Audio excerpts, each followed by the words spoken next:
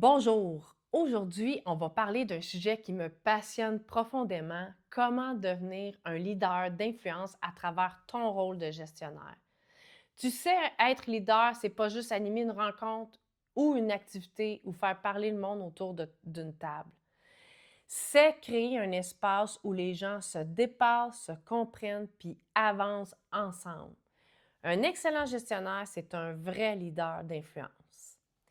Pas parce qu'il prend toute la place, mais parce qu'il crée de la place pour les autres. Il rallie, il inspire, puis il fait en sorte que chaque personne dans la salle devienne un acteur du changement. Un atelier bien animé ou une rencontre stratégique avec les membres de ton équipe, c'est pas juste une belle rencontre. C'est une expérience qui transforme des perceptions, des comportements, puis même des cultures d'équipe. Alors aujourd'hui, je t'amène dans les 7 rôles clés que tu dois maîtriser pour devenir un gestionnaire puissant, inspirant et aligné. La première clé, le concepteur stratégique. Avant même que ton atelier ou ta rencontre stratégique commence, ton rôle, c'est de penser comme un architecte. Tu conçois une expérience sur mesure, alignée sur les vrais besoins des membres de ton équipe. Tu prends le temps de comprendre le contexte, les enjeux, la culture, la réalité du terrain. Tu veux un exemple? Tu n'animes pas un atelier ou une rencontre stratégique pareil si tu as une équipe d'ingénieurs, de créatifs ou de travailleurs physiques. Tu t'adaptes à leur langage, à leur énergie, à leur rythme. Un bon leader, c'est un caméléon stratégique. La deuxième clé, le leader transformationnel. Un vrai leader, c'est un guide de transformation. Il amène le groupe à vivre des prises de conscience profondes. Pas juste à cocher des cases sur un plan d'action.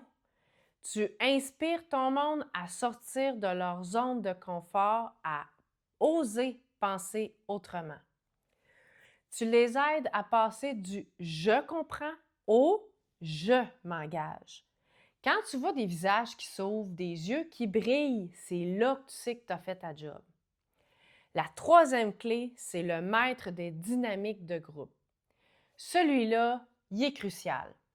Tu as déjà vu une salle avec des gens qui se coupent la parole, d'autres qui ne parlent pas pantoute, puis une tension dans l'air. Ton rôle, c'est de gérer tout ça avec finesse et leadership. Tu dois sentir le groupe, observer, ajuster, ramener la parole à ceux qui n'osent pas, canaliser ceux qui prennent trop de place.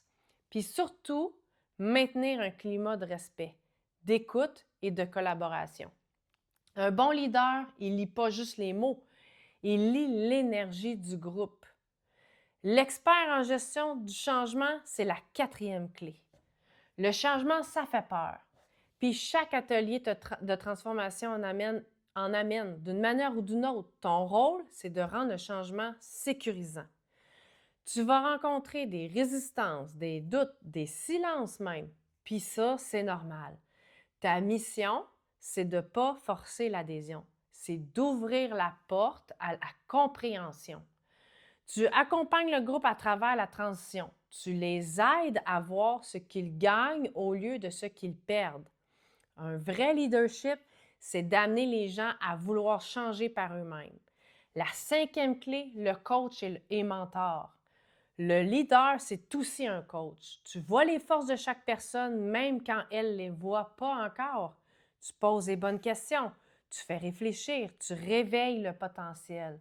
Tu n'imposes pas la vérité, tu fais émerger la leur. Tu bâtis la confiance, tu responsabilises, puis tu laisses le groupe devenir autonome.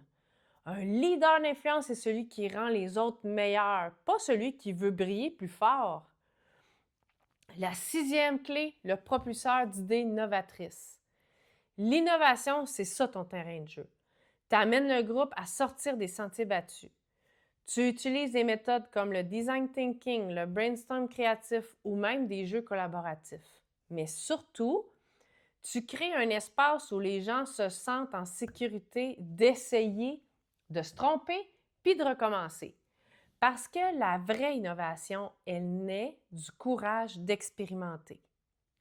Finalement, la septième clé, le leader en impact positif. Et enfin, le rôle le plus important. Tu t'assures que ce qui s'est vécu en atelier ou en rencontre stratégique se transforme en action concrète. Tu documentes, tu synthétises, tu proposes un suivi, tu t'assures que les décisions deviennent des résultats. Parce qu'un atelier sans impact, c'est juste une belle discussion. Ton influence ne se mesure pas à l'applaudissement à la fin, mais à ce qui change dans les semaines qui suivent. Maintenant, on va parler de la chronologie du rôle du leader d'influence. Avant l'atelier, tu joues le rôle du stratège. C'est là que tout se joue. Tu rencontres les gestionnaires, les clients, tu comprends les enjeux, tu analyses les profils, les attentes, les besoins réels. Tu crées une structure, un parcours d'apprentissage. Tu prépares ton matériel, mais aussi ton énergie. Souviens-toi, un atelier ou une rencontre réussie se gagne avant même d'avoir commencé. Maintenant, pendant l'atelier, tu joues le rôle du leader d'énergie. C'est le moment où tu incarnes ton leadership. Tu t'adaptes au rythme du groupe, tu gères l'énergie, tu gardes le focus. Tu jongles entre écoute et direction. Tu t'assures que tout le monde reste engagé, motivé, puis que le message reste clair. Souviens-toi, ton énergie devient celle du groupe. Si tu es présent, connecté, vrai, le groupe va te suivre.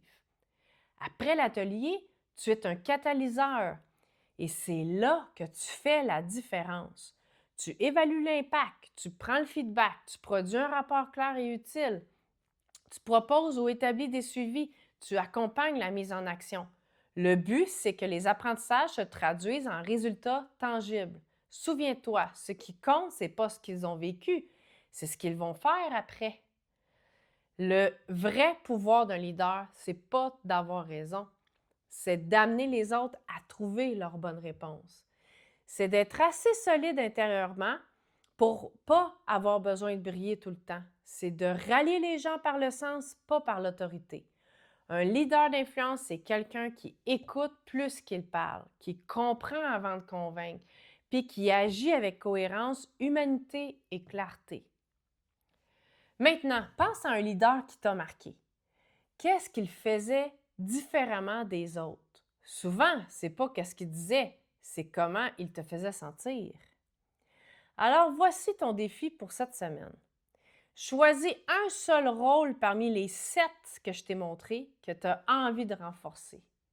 Peut-être que c'est d'être plus stratégique avant l'atelier ou la rencontre stratégique, ou de mieux gérer les énergies pendant ou encore de suivre plus rigoureusement après. Observe-toi, ajuste ta posture, puis regarde comment ton influence évolue quand tu changes ta façon d'être. Être un leader d'influence, c'est pas briller plus fort que les autres, c'est faire briller les autres autour de toi. C'est être le pilier tranquille qui tient l'espace, celui qui propulse les idées, les gens, puis les équipes vers le meilleur d'eux-mêmes. Alors, continue d'incarner ce rôle avec humanité, clarté et bienveillance. Parce que le monde a besoin de plus de leaders d'impact, pas juste des beaux parleurs. Si tu as envie de pousser plus loin ta posture de leader, inscris-toi à mon programme Leader d'influence. Les notions que je t'enseigne vont t'aider à affiner chacune de ces compétences.